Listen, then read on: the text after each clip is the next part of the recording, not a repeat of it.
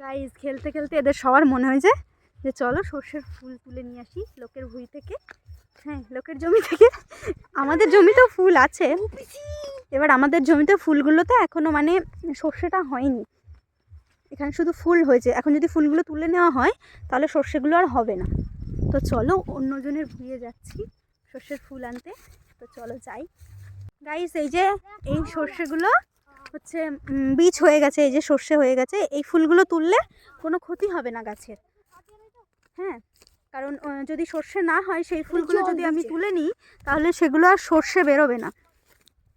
তো গাইস আমরা পুরো সর্ষের ভুঁইয়ের ভিতরে ঢুকে গেছি, চারি সাইডে শুধু সর্ষে দেখতে পাচ্ছ, পুরো সর্ষে ভুঁইয়ের ভিতরে ঢুকে গেছি আমরা। তো এবার কটা ফুল তুলবো।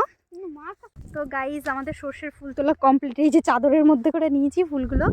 হ্যাঁ, এবার আমরা বাড়ির দিকে যাচ্ছি, সব যাচ্ছে আগে আগে। এখন যাই, বাড়ি যাই, বাড়ি গিয়ে মাকে বলবো যে সর্ষে ফুলের বড়াগুলো করে দাও। তো চলো মা কি বলে দেখি।